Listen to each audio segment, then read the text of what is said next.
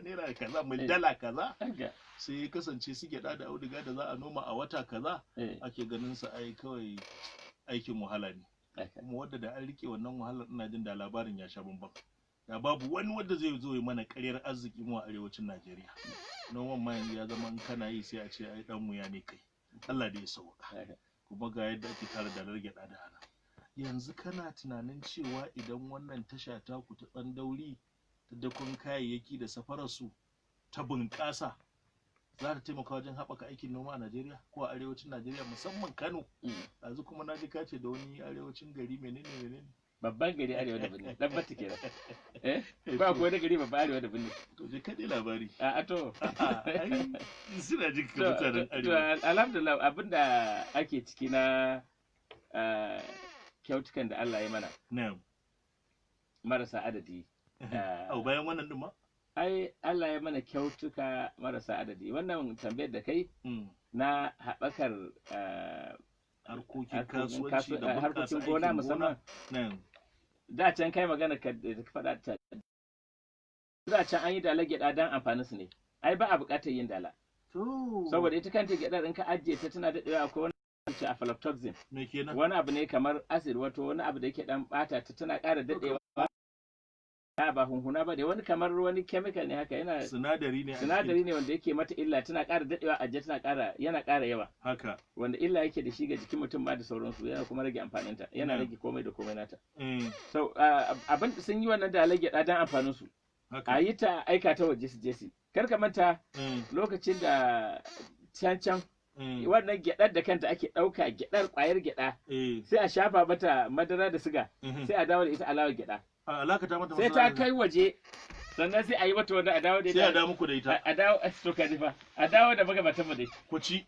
to su ci lokaci ai ba ma nan ba labarin ko da ni ma na ci alawar gyaɗa gaskiya Muhammad ai ka taura ko yawa ni ma na ci alawar gyaɗa ni dai ban taura ta ba saboda haka abin da aka rika yi kenan yau abin godiya ga Allah shi ne Allah ya mana kyautuka marasa adadi na'am shinkafan nan kuma wataƙila mu ƙara godiya ga shugaban ƙasa Muhammadu Buhari Allah kuma ya ƙara ba shi iko da sauran shugabannin musamman gwamna ya ƙara ƙarfafa musu imanin su ya ƙara musu lafiya amin yau shinkafa muna da guraren da ake sarrafa shinkafa a Kano kusan sun fi ƙarfin buƙatar da ake da ita duk shinkafar da za a yi yanzu akwai yadda za a yi sarrafa ta sai kawai ka girka a gida ko a tuwo ko a ci ta haka wara haka saboda haka na ɗaya kenan abin da muke sa rai yanzu kuma an fara shine canjin kuɗinmu shine ya mana illa yasa kayan mu darajar su a waje ta zama ragaggiya amma yadda darajar kuɗinmu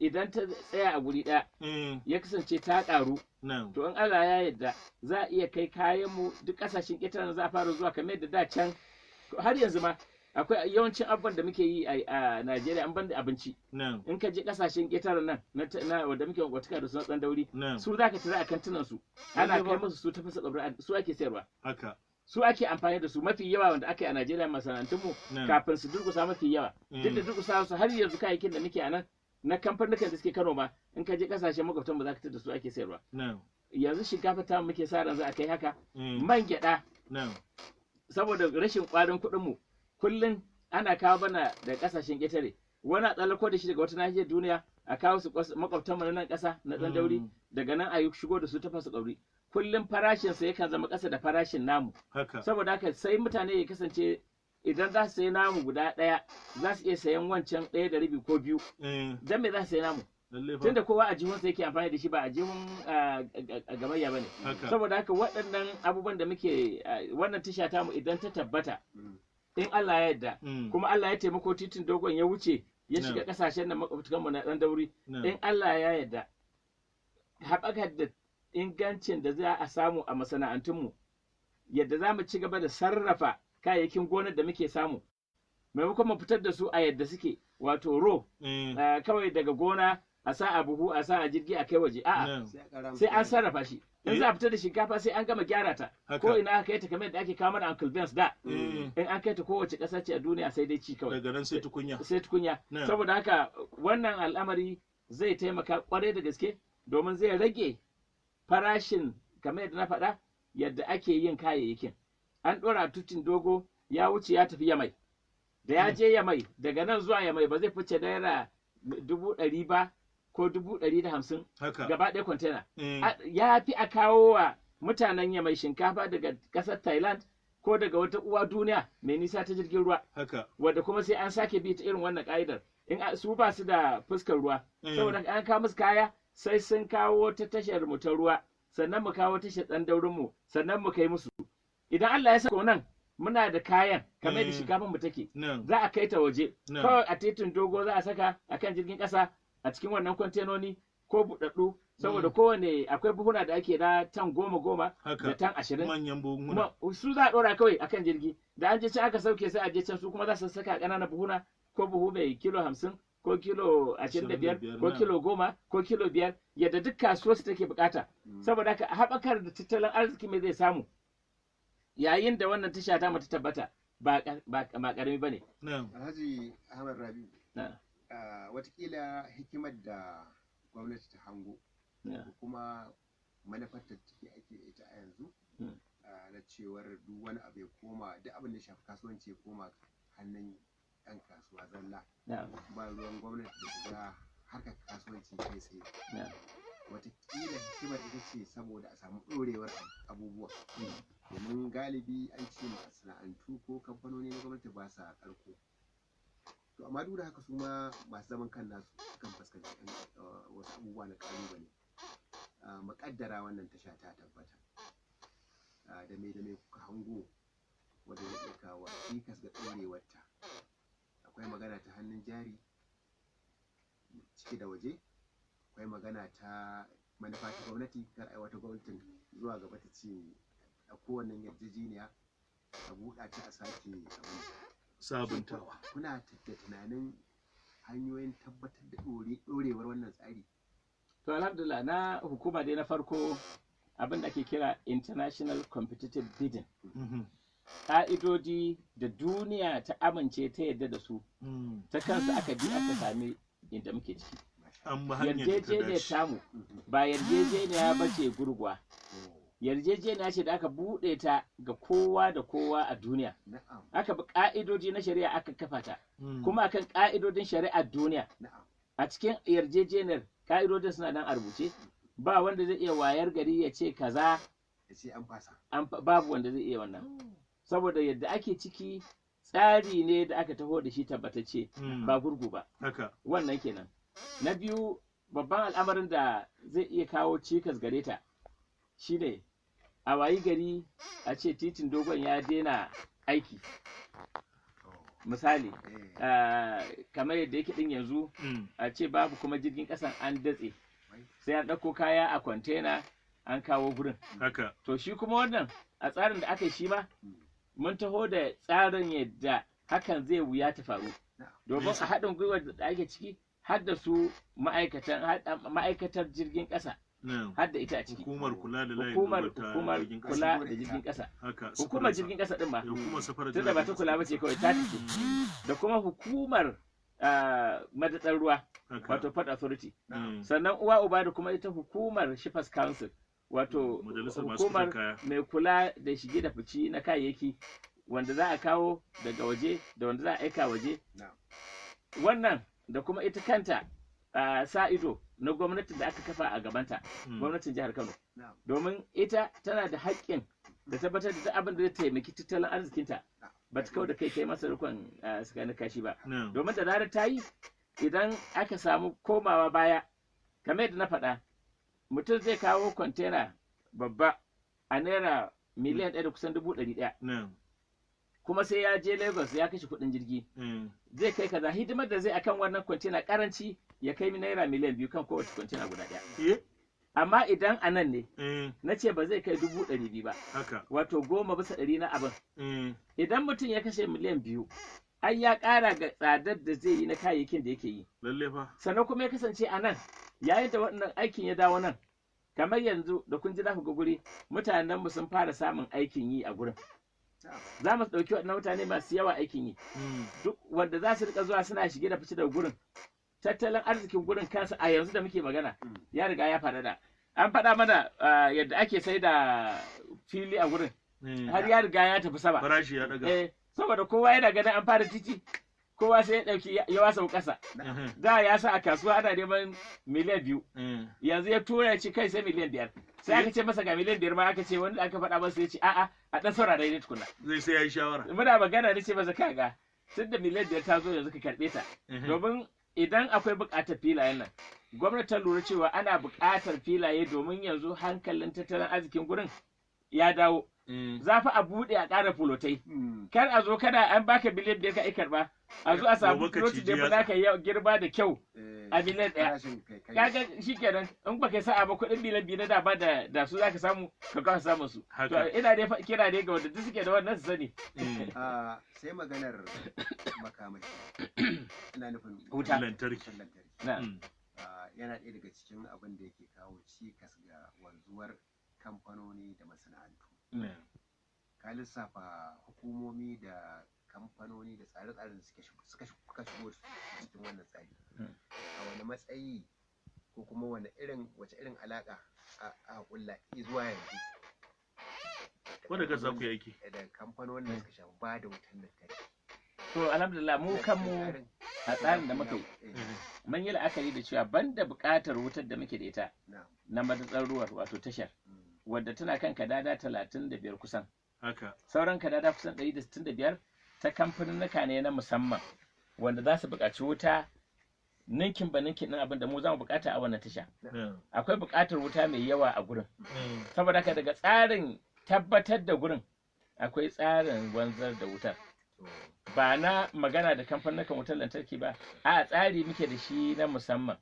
Mun yi la'akari da tsarin da ake da shi na Ajakuta Kaduna Kano pipeline na gas da ake kokarin a saka wanda za ku gani daga irin abin da mukan kira ga 'yan uwa shine daga lokacin da aka fara maganar za a kawo wannan makamashi daga Ajakuta wanda za a amfani da shi wajen samar da wuta. Mutane suka fara korafi kamar za a kawo wuta inda ba za ta amfani ba. Har waɗansu ma don rishin kunya su fito a talabijin su ce za a kai gurin da ba za a iya wani abu a samu wani abu a kai ba. Sun manta cewa a cikin ƙasar nan muke kuma haƙƙinmu ne, ‘yancinmu ne, abin da duk zai samu kamar yadda yake a ko'ina a duniya. Ba a samun bambancin farashin mai a ko'ina a faɗin Amurka. Akwai inda muka taɓa tafiya a cikin Amurka awa 14 muka yi a cikin jirgin ƙasa. Mai sauri kafin mu je. Saboda kawai ina lokacin ina son in tafiya doguwa a jirgin ƙasa. Amma duk wannan tafiyar ko'ina akwai pipe na mai ya keta ko'ina. Saboda haka yadda ake ɗaukar mai ba yadda ake tankoki suke cika mana hanya ba. Babu wata tanka za ka gani komai yadda kaga ana yin wayarin na ruwa. Yadda kaga ruwa wayarin na ruwa haka yake na mai. Har kuma yadda za zama akwai ruwa a ciki sai ga nan ma sun sa pipe ɗin ta cikin ruwa ya fi. Ya zama na pipe ɗin ya wuce. Ba dai za a katse ba. Ba a wato da ka buɗe famfo a kowane ɓangare na jiha ruwa ya zo maka na birni haka yake ko ina za ka buɗe mai ka ga ka buɗe famfo man nan ya zo. Saboda ka babu ƙarin kuɗi. Sai dai mita ta aiki. Amma mu kanmu da ake ta magana ƙarin kuɗin mai me ake kira?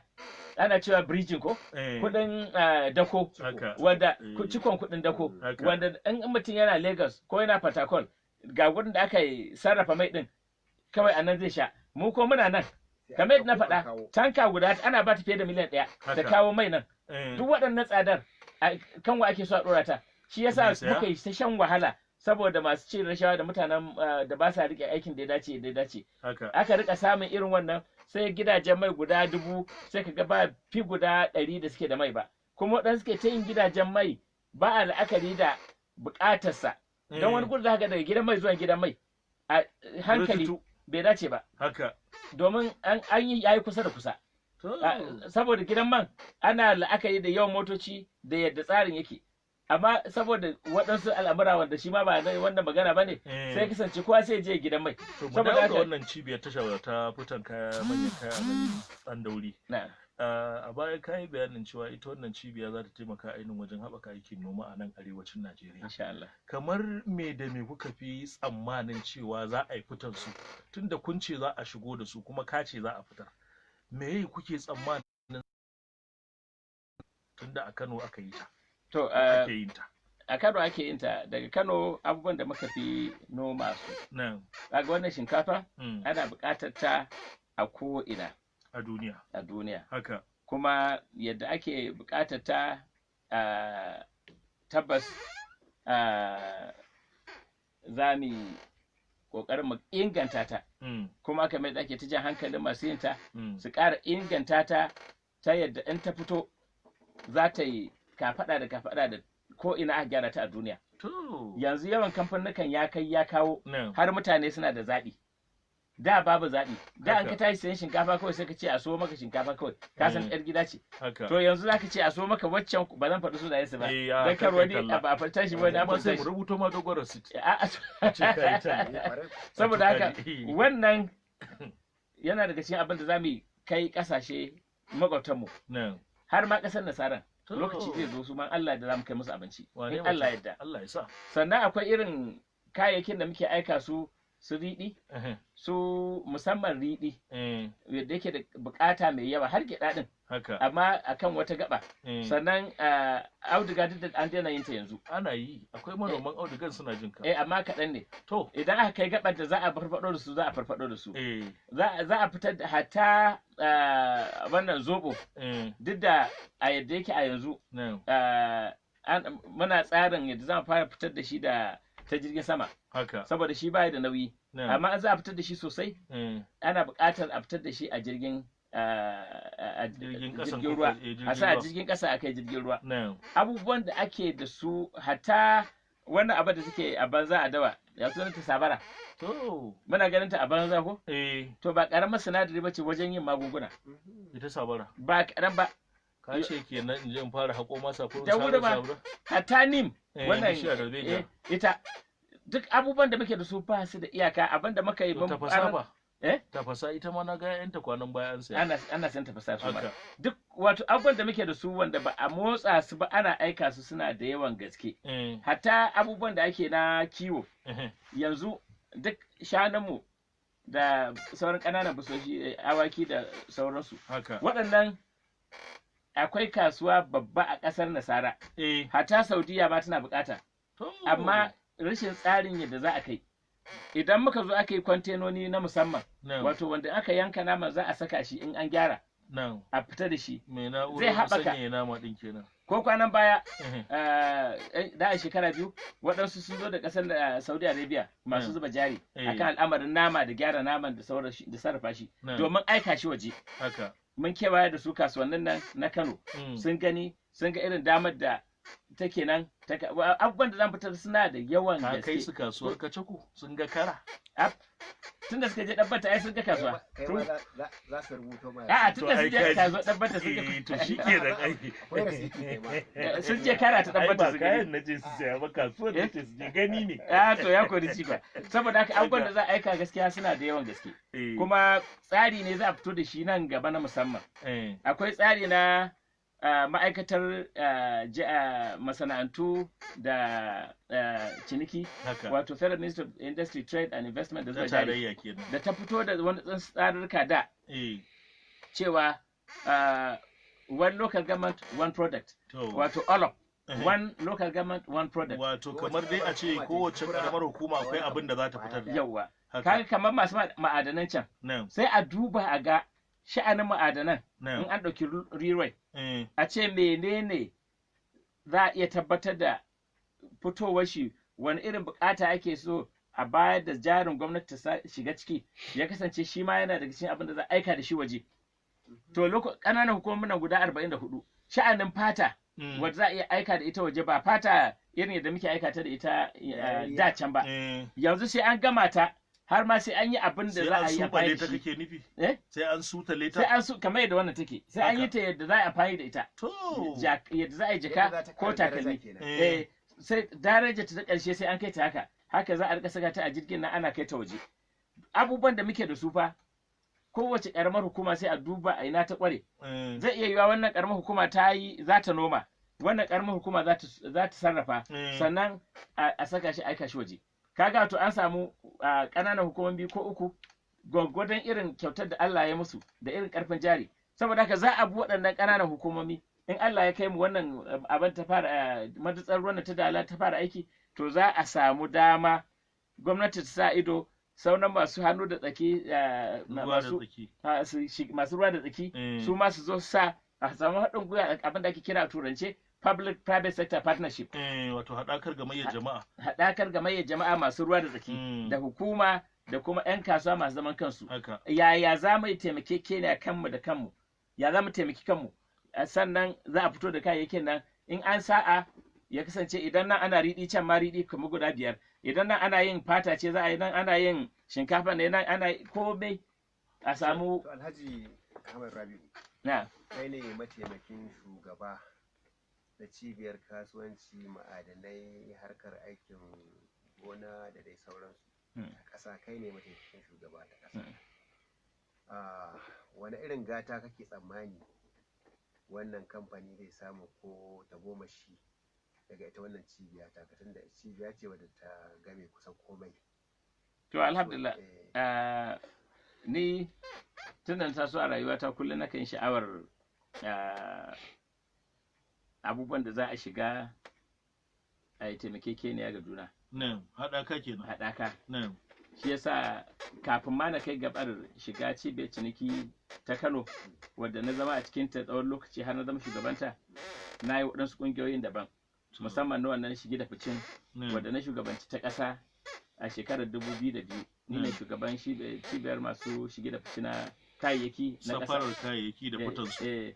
Ana ce da Federation of Nigerian Exports Association FANSA, wadda kullum abinda wannan ƙungiyoyi suke yi shine su tattaro mambobinsu su ilmantar da su akan makamar tafiya, su gogar da su a yadda za su ci gajiyar amfanin da suke nan a kasuwar duniya, su haɗa ƙarfinsu na tabbatar da sun ja hankalin hukumomi, gwamnatoci na duk abin da za a sa a matsayin doka.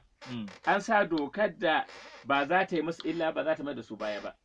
Ko haraji ne, ko wani izini ne, ko wani waɗansu ƙa'idodi da akan shimfiɗa wanda wani lokacin wani in yana iko kawai sai wa gari sai ce ga wata doka.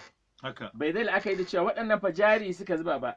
Wannan mutanen su ma sun rage wa gwamnati raɗaɗin rashin aikin yi. Domin idan shi ne wannan raɗaɗin maimakon gwamnati na ɗauka mutane 10,000 aiki gaba ɗayanta, ka ɗauka Kano gwamnatin Kano ba ya ɗauki mutum fiye da 300,000 aiki ba. Mu kuma 'yan kasuwa mun ɗauki mutane fiye da miliyan 5 aiki. To kaga an rage gwamnati nauyi. Idan ku gwamnati ta zo ta sa mana cikas, ta tsafa mana a haraji, ta tsafa mana a kaza da kaza, sai kasance dole muna ji muna gani ma'aikata mu miliyan 5 mu ce to sai mun ɗan rage miliyan 1. Wa aka tayarwa hankali? Gwamnati. Wannan miliyan 1 suka rasa aikin yi suka faɗa cikin marasa aiki, to fa za a yi ta mai infiraji. Ranar da mutum baya da shi mai bashi baya da shi. Wani da suka ce wai shi da barawo shawarar su guda. Yau wato kaga wannan lamari wa zai tayarwa hankali a ce gwamnati. Saboda haka wannan tasirin wannan cibiyoyi namu lokacin muna Kano mun yi abubuwa da yawa. Lokacin ina shugaban ne muka bujiro da Shoprite wadda da can ba kwa ganin ta sai an tafi aka yi Ado Bayero Mall. Da can sai mutane sun je Dubai suke shiga irin wannan kantin. Allah ya taimako muka jawo muka ɗauki ƙasa daga cikin ƙasa da muke da ita muka bayar muka samu masu zuba jari suka zo suka sa jari aka yi wannan. Shi ba kan tsarin suna kokarin bari ma ko? A'a wannan faɗa ne ake. Ba gaske bane. Saboda haka cibiyar ciniki masana'antu ma'adanai kullum tana saita mambobinta ta sanar da su makama, ta sanar da su kuma yadda za su haɗa kai da ƙarfi da ƙarfe da kuma yadda za ta saita su iya haɗa jari guri ɗaya. Wato abin da ake kira partnership. Maimakon ka fita kai da 'yar miliyan ɗinka guda 500, shi yana da miliyan ɗinsa 500.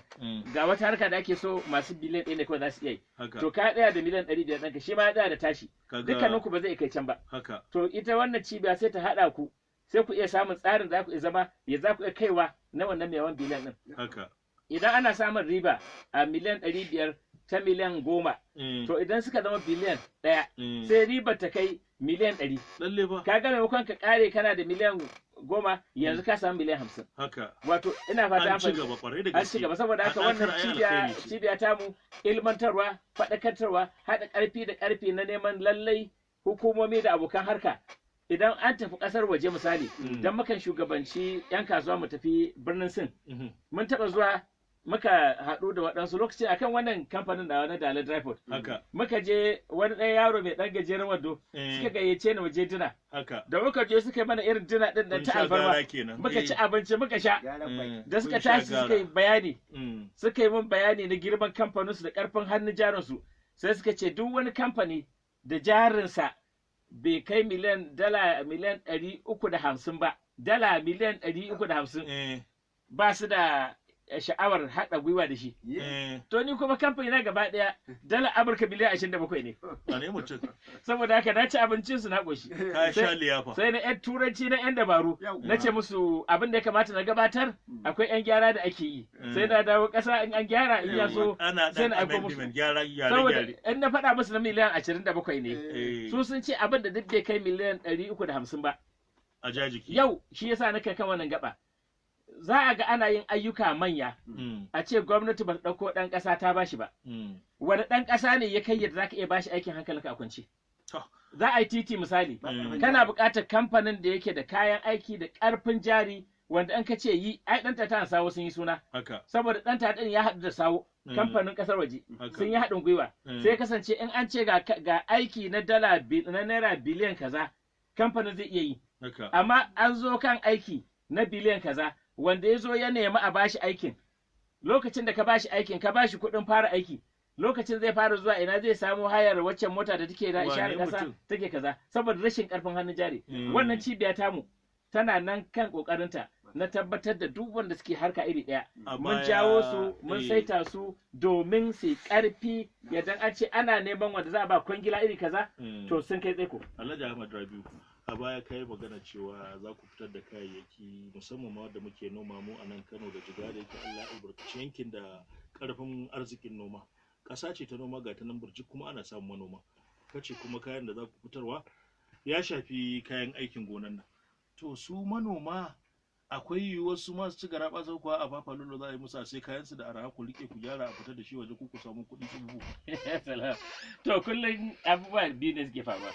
Kayayyakin da za mu sun haɗa har da tumatir, su rogo, su shinkafa da ma ka faɗa shinkafa na faɗe ta da auduga na faɗi kuka ma ya ce kuna safara duka haka duk da citta din nan ko duka ya dangana da yadda mutum ya yi karatun ta nutsu. To shi manomi zai amfana? Idan manomi shi ke da amfani. To amma idan ya tsara kansa yadda ya kamata. Kamar ya zai tsara kansa ya ci moriya? Shi ne, na ɗaya dai idan kuna guri ɗaya, kuna noma gona wannan hekta eka 3 ne, wannan rabin eka, wannan kaza, to ku haɗu don Allah. A ɗauko takarda a rubuta, kai naka eka 10, shi nashi eka 5, nawa eka 1, nashi rabin eka da sauran mutuka. An san wannan eka guda 1000 ɗin ga list ɗin masu su. Sai a tsara ya za a yi amfanin a yi shi yadda maimakon a kashe naira 10,000 wajen yin buhun shinkafa ɗaya sai a kashe naira 5 ko naira 4 a yi wannan buhun. Domin an saita aikin yadda za a rage asara ta lokaci da kayan amfani da kuma sauƙin sarrafawa. Da ya za a yi haka? Shi ne abin da ake a yanzu na tattara cooperatives, wato a ja hankalin mutane kar ku yi wannan gonakin an daina yin sa a duniya. Tsugut wannan irin ta bayan gida din nan ka dan noma tumatir a cikin gida wani gefe da sauransu wannan a nan amfani shi. Amma noman abin da za a ci gajiyarsa to sai an haɗu an haɗa ƙarfi da ƙarfe mun kewaye duniya mun gani. Mun je mun gani a Thailand misali. Ya suke yi a Thailand? A Thailand duk gaba ɗaya gonar ta zama ɗaya. Kuma girmanta ya kai nan da ɗan bata ɗin da kake faɗa? Ya fi. Wato girman gona ya fi daga nan zuwa ɗan bata. Duk inda za ka ga an ɗan kewaye gurin mutane sauran gudu duk gona ne. Kuma duk an yi shi yadda kai an baka ka sarrafa eka 2 shi ma 2 ni ma 2 shi ma 2 haka. Amma komai nasu a ɗinke ki a haɗe ki. Idan kai abu baka buƙatar ka ɗauki kayanka a wata mota kai wani guri. To ya za a da shi? A nan za a zo a ɗauka. Kuma da an zo nan gudun za a zo a haka aura a baka tiket nauyin abin da ka yi kaza ne a baka wannan tiket. Shikenan in kana buƙatar taki nan za a kawo maka. In kana da wata larura ta wani chemical a kashe wani abu ko wani abu nan za a kawo. Wannan tsare-tsaren in Allah ya yarda za a zo a gangami mutane su gane cewa ba fa an yi bane dan an cuci wani. Idan ba mun yi shi mun taimake na ga juna ba to ba za mu ci babban gajiyar ba. Saboda haka da za a rika kuma gwamnati za ta rika kula na yadda aka sai kaya da lokacin da aka sai kaya, kuma daga cikin amfanin da su manoma za su samu shine kasancewar akwai wanda suke jira a fito da kayan a saya. Ba yanayin da zaka fito da kaya ba kana neman mai saye. Idan kana neman mai saye shine da zaɓin abin da zai. Idan ko shine yake jiran ka fito, ka san akwai daraja. Kafin ka fito da kayan an ce a kaza za a saya. Kai ma kuma kana da kungiya. Za ku ce ba ku yarda da kaza ba sai kaza. Mu koma kan tsarin kamfani. Tashar Tsandauri ta Zawa Ciki ko kuma ta Dala. Da su Zawa cikin gurbinta ne ko? Gurbinta ne, gurbin zamanta. Bagiran ne. Tsarin hannun jari. Yanzu a bayanin ka fara mana maganar mutanen da kuka gayyato da kasashen waje wadda da suka yi zaman dako na wasu abin nan, ganin ba abin da yake gudana suka koma. Idan sun dawo abubuwa sun kankama. Mutanen da kuka kira technical partners wadda suke da kwarewa na waje, ya kuka fasalta harkar hannun jarin? Akwai doka wadda ta kayyade musu abin da za su mallaka na hannun jari?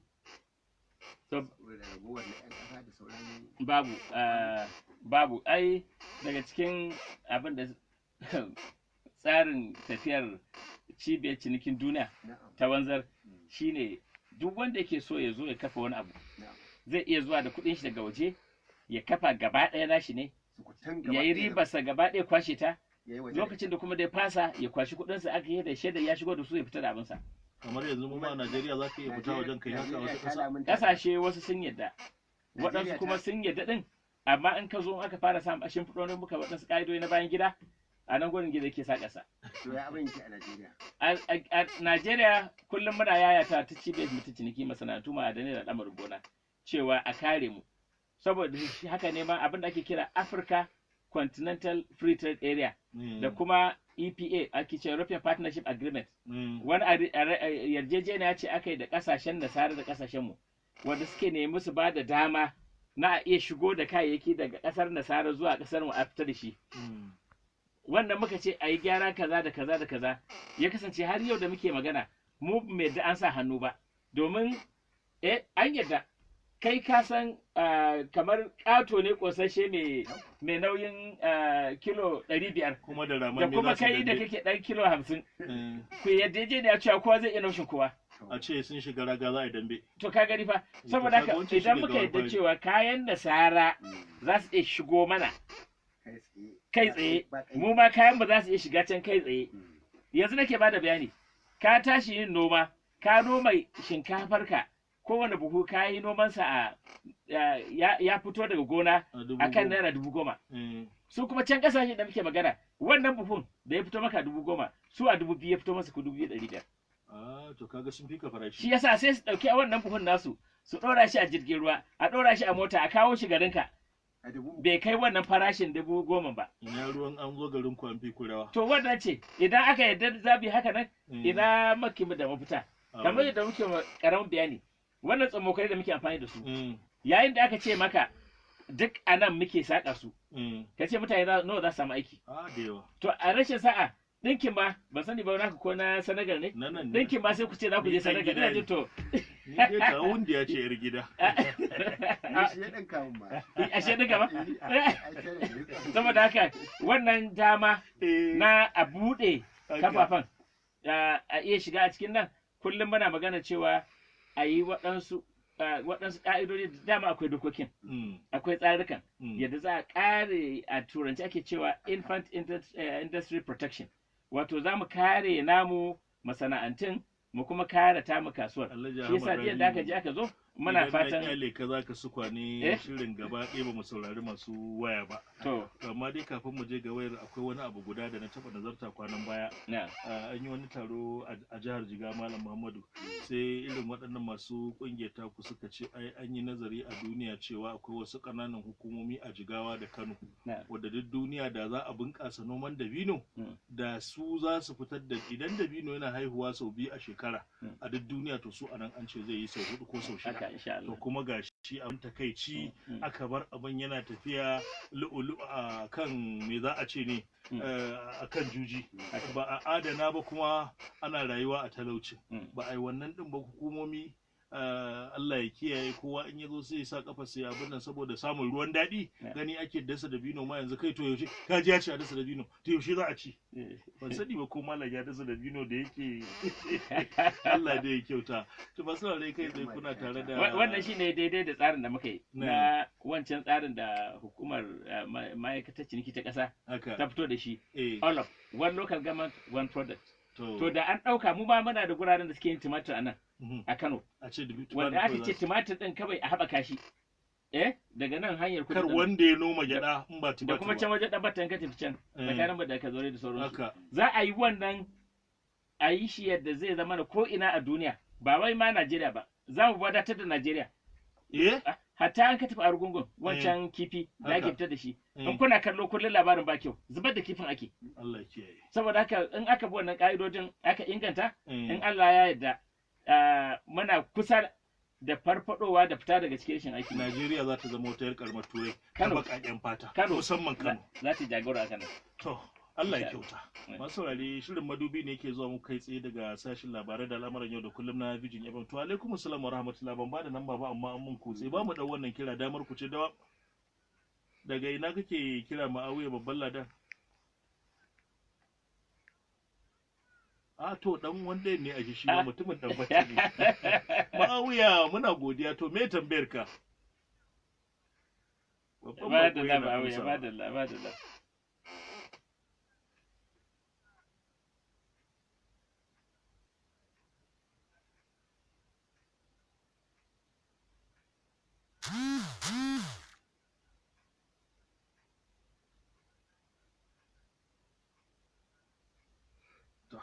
Na fahimci tambayar Ma'awiya? Na fahimta. To me amsa? Ai a cikin doka ma ta ƙasa wadda ta fito daga dokar Majalisar Ɗinkin Duniya cewa kowace ma'aikata sai ta ware wani aiki wani namba na ma'aikata adadi na ma'aikata da za a ɗauka na mutanen da suke da a turance physically challenged wato masu bukatar taimakon musamman masu larura wannan ka'ida ce da makaho da gurgu da kowane irin larura mutum yake da ita matukar ba mai barazanar lafiyar sauran abokan aiki ba ce akwai wannan majalisar ɗinkin duniya wadda gwamnatin Najeriya ta sa doka ita ma kamar wannan akwai adadin mutanen da dole kowane kamfani ya ɗauka. Ashe wata ran mun zo ita dala wato wannan tashar ɓandauri ita dala za mu ga masu bukata ta musamman su ba za mu kare wannan dokar ba da kyau to kun ji ku sha kurumin ku masu bukata ta musamman kuma kuna da damar da za ku turo takardun ku dan ko tashi kwanakin baya ma makafi sun zo sun yi wannan korafi sun ce an yi watsi da su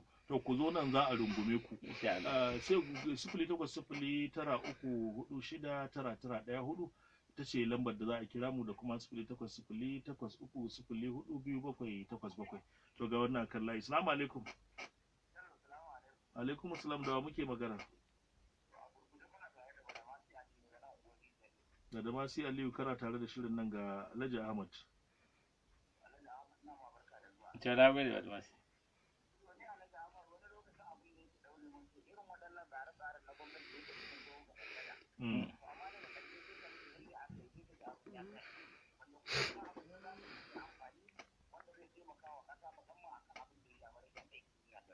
Wallahi gaskiya ne ba da masu. To alhamdulillah bambancin wannan da duk wani tsari da zaka ji an ce gwamnati za ta yi wannan mu ne muka sa kuɗin mu ko muka jawo waɗansu su ma masu zuba jari suka sa kuɗin su saboda haka ko dan namu kuɗin ba za mu bar abin ya bacci ba ba za mu bari ya nutse ba saboda haka muna nan muna sa ido kuma an riga an sa dan ba akan wannan gabar an daina jin shi yayi shiru. Alaikum assalam, da muke magana. Ibrahim Gadanya unguwar mai tambayar.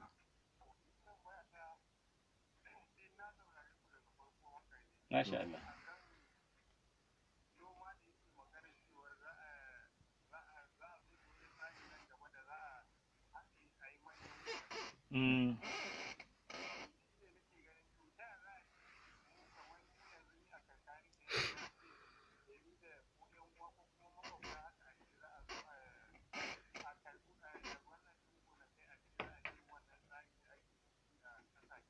Wai karɓe gonakin ake ne ko ake yi? Su da kansu mutanen za a wayar musu da kansu sai abin da kansu. Dokani Ibrahim Gadanya. Kuma lokaci ne ana nan kan hanya za ta gama ko ina insha Allah. Ibrahim, ku da kanku masu noman yan uwana mutanen karkara ku za ku yi kungiyoyi ku yi domin cin kuma za a zo muku da tallafin yadda za ku tsara kanku. Lalle fa yana nan kan hanya insha Allah. Manajin darakta maganar da kai ta baya cewar gwamnati za ta sahale muku gudanar da wannan kamfani tsawon shekaru ta sahale mana gwamnatin tarayya ta sahale mana shekara 25 aka ba su 25 ya kuke ganin yiwuwar wannan abu za ku mai da kuɗi ai haraji za ku ke ba ta koko dai a cikin mu fa akwai yan wanda suka fara karatu iri na masu dan karamin sani akwai gogaggu daga kasashen ƙetare akwai wanda suka san makama sosai sannan mu kuma kanmu muna ɗaukar ƙwararru wanda suka fi mu sanin komai muna aiki tare da su suna kuma saita mana abin sannan in yarjejeniya cikakkiya kamar da muka faɗi akan dokokin duniya ba dokar Najeriya kawai ba. Wato dai ku kulle ko cewa akwai fita hanyar nan ko abun ku mai bullewa ce haka ma gwamnati ko insha Allah babu laifi ga wannan akan layi wane ne da muke magana assalamu alaikum to 0809469914 shine layin da za a kira a daidai wannan lokacin da muke gabatar da shirin madubi. Wa alaikum assalam wa rahmatullah da muke magana.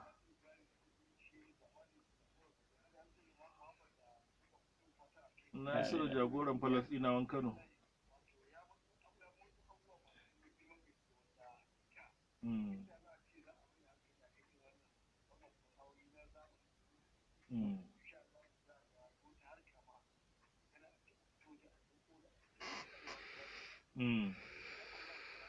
Haka.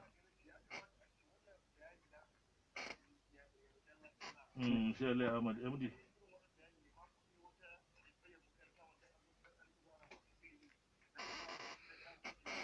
Ai kaji yace cibiyarsa ai tana wayar da kan al'umma. Na gode wala Ibrahim, bada shi yasa muka shiga cibiyar ciniki masana'antu ma'adanai wadda na shugabance ta wani lokaci har hawa na biyu kuma na shugabanci cibiyar ciniki ta Arewa yanzu nake mataimakin shugaban cibiyar ciniki ta Kano ta ƙasa baki daya mataimakin shugaban cibiyar ciniki saboda haka alhamdulillah bari ba ana yi nakan yi lacca kuma a jami'ar Bayero lokaci nakan yi lacca a cikin jami'o'in mu da suke kewaye da mu lokaci in ta kama ga wanda suke koyar da waɗansu wato train da trainer ka kira mu ma a ce za ka yi wani taron a sanar ko insha Allah wa alaikum assalam wa rahmatullah da muke magana barka ka dai Sofi captain na kwallo ko na soja to ai bala ko na sojan ma ai sojoji mutane na ne Sofi captain yawa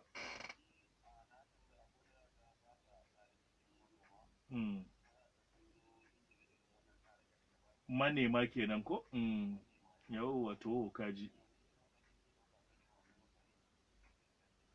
Ahmad kaji yace akwai waɗanda ba manoma bane za su shigo su mamaya sun mafi manoman burgada iyawa su manema ne ba da yan neman a ci gajiya an bar talaka da gona a ƙauye to alhamdulillah abubuwa suke faruwa biyu akwai wanda suke bata gari wato an so gwamnati ta fito da tsari za ta bada taki za ta bada tallafi da bashi da kaza sai su je su kare gona su kare kaza su kwashi kuɗin kuma su je su sai sabuwar mota kawai su sake shadda su kai yawa gari haka waɗannan sun hana wanda ya dace su amfana da abin su amfana su tsoma baki daya idan kuma yana magana ne game da waɗanda ya iske yan kayi nayi su ma wannan suna amfani da rashin gogewar mutum da rashin shigarsa cikin jama'a da tafiya da waɗansu sai a zo a same shi a yi masa kayan nayi a cuce shi a yi wane da shan bugu waye ne kura da shan bugu gardi da kwashe kuɗi yawa saboda haka za ka je gona ka sha wahala saboda ka tsaya ka yi lusaranci wani ya zo kwashe amfanin ya zama da shi ne ya fi cin gajiyar amfanin haka kuna kokari wajen faɗakar da manoman kenan yadda za a guji faɗawa irin wannan tarko to ga wannan akan layi wa alaikum assalam wa rahmatullah da muke magana Nasir Mahmud Abdullah muna jin ka Nasir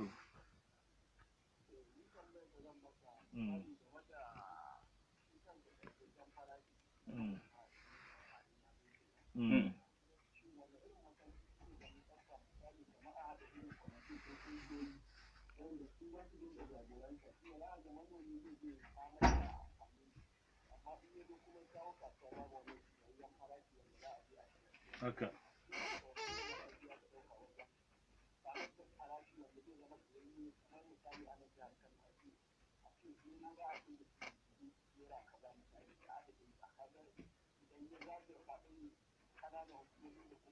To, ga kayi doguwar waya Nasiru Muhammadu Abdullahi. To, bace ce amsar da zaka ba Nasiru? Na'am. Nasiru ka dunkule bayanin dudu minti ɗaya ne rage mana. Kar ka yi tambayar da ba za mu iya baka amsa ba. To Nasiru in dai ka dage ka tambayar za ka karanto amsa kuma ka ji ta wata rana.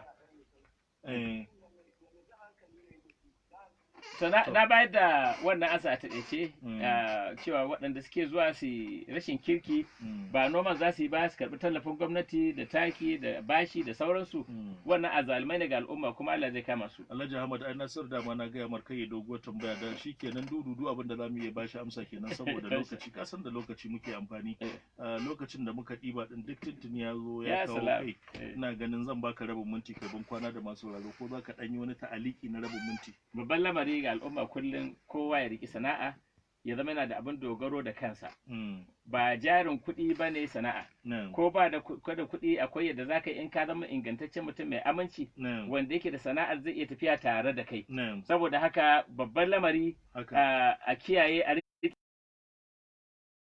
taimakekena da juna muna addu'a Allah ya ƙara riko da hannun shugabanmu Dr. Abdullahi Umar Ganduje Kadimul Islam ya bashi nasara kan dukkan lamura ya ƙara shugaban ƙasar mu lafiya ya ƙara mana zaman lafiya da ƙaruwar arziki ya fitar da mu daga cikin wannan annoba ta COVID-19 wannan gidan rediyo Allah ya ƙara inganta shi Allah ya ƙara taimakon mu kan dukkan lamuran mu assalamu alaikum wa rahmatullahi wa barakatuh nagode da wannan dama to ina ganin a madadin shi Alhaji Ahmad Rabiu wato MD na tashar Tsandauri ta Dala wadda take sauke